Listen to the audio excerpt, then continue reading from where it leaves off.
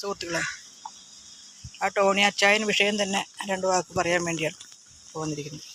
ചില ആളുകളുണ്ട് പട്ടി പുൽക്കൂട്ടിൽ കയറി മാതിരി, തിന്നൂല്ല തീറ്റിക്കുമില്ല, അവരായിട്ട് ആർക്കൊരു സഹായം ചെയ്യില്ല. എന്നാൽ മറ്റുള്ളവർ എന്തെങ്കിലും സഹായം പാവങ്ങൾക്ക് ചെയ്യാമെന്ന് വിചാരിച്ചു കഴിഞ്ഞാൽ അതിന് തുരങ്കം വയ്ക്കും. നിങ്ങൾ വാർത്തയൊക്കെ കണ്ടിട്ടുണ്ടാവും.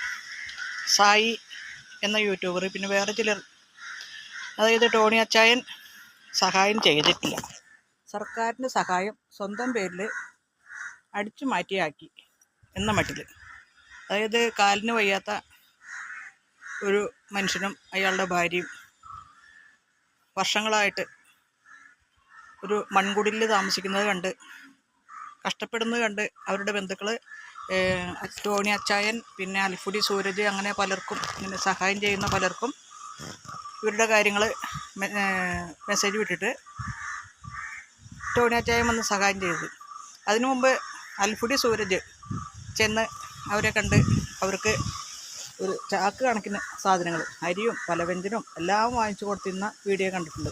അതിന് ശേഷമാണ് ഞാൻ ടോണി അച്ചായൻ്റെ കണ്ടു കേട്ടോ. അപ്പോൾ അന്ന് അവർ പറഞ്ഞ് കിടക്കാനിടമില്ല, ആരും സഹായിക്കാനില്ല, പള്ളിയിൽ നിന്ന് കിട്ടുന്ന 5 കിലോ ആയിട്ട് മാത്രമാണ് അവരുടെ ജീവിതമാർഗം. അപ്പോൾ സൂരജ് ഇങ്ങനെ കുറേ കാര്യങ്ങൾ കൊടുത്തു. ഇപ്പോൾ ടോണി അച്ചായൻ ചെന്നപ്പോൾ അതിനെപ്പറ്റി ഒന്നും പറഞ്ഞിട്ടില്ല. ഇവർ ആരും സഹായിക്കില്ല എന്ന് പറഞ്ഞാൽ എല്ലാവരുടെ മുമ്പിൽ കരയാണ് ചെയ്യുന്നത്. പിന്നെ രജനീഷിൻ്റെ വീഡിയോ ഉണ്ട്, അവതാരകൻ. അതിൽ അവർ വീട് പണി നടക്കുന്നതായിട്ടുള്ള വീഡിയോ ആണ് കണ്ടത്. അത് സർക്കാരിൽ നിന്നുള്ള വീടാണ്, ലൈഫ് പദ്ധതി പ്രകാരം. ആരും സഹായിച്ചതായിട്ട് ഒന്നും പറയുന്നില്ല. പക്ഷെ ഇന്നലെ ഇതിൻ്റെ വിശദീകരണമായിട്ടുള്ളൊരു വീഡിയോ കണ്ടു. അതായത് സൂരജ്, അൽഫുടി സൂരജ് ടോണി അച്ചായനെ പോയി കണ്ട്, അവർ രണ്ടുപേരും കൂടെ ചെന്ന് ഈ ദമ്പതികളുടെ വീട്ടിൽ ചെന്ന് അവരെ കണ്ട് എടുത്തിട്ടുള്ള വീഡിയോ. അതിൽ പറയുന്നത് എന്താണെന്ന് വെച്ചാൽ, അതായത് അവർക്ക് ഈ സർക്കാരിൽ നിന്നുള്ള 4 ലക്ഷം കൊണ്ട് ആർക്കും ഇതുപോലെ ഫിനിഷ് ചെയ്തൊരു വീടുണ്ടാക്കാൻ പറ്റില്ല എന്നുള്ളത് എല്ലാവർക്കും അറിയാവുന്ന കാര്യമാണ്. അപ്പോൾ ടോണി അച്ചായൻ 3 ലക്ഷം രൂപ ഈ വീട് പണിയുന്ന കോൺട്രാക്ടർക്കും കൊടുത്തു, 1.5 ലക്ഷം രൂപ അവരുടെ കയ്യിൽ നേരിട്ടും കൊടുത്തു. ഈ കാര്യങ്ങളൊന്നും ഒരു വീഡിയോയിൽ നമ്മൾ കണ്ടിട്ടില്ല. ഇപ്പോൾ ആ ദമ്പതികൾ പറയണത് എന്താണെന്ന് വെച്ചാൽ, അവരത് പറഞ്ഞിരുന്നു, പക്ഷേ ഇൻ്റർവ്യൂ ചെയ്യാൻ വന്നവർ അത് വീഡിയോയിൽ നിന്ന് കട്ട് ചെയ്തിട്ടുള്ള ഭാഗങ്ങളാണ് കാണിക്കുന്നത്. എന്തിനാണ് നല്ലത് ചെയ്യുന്ന ആൾക്കാരെ ദ്രോഹിക്കുന്നത്?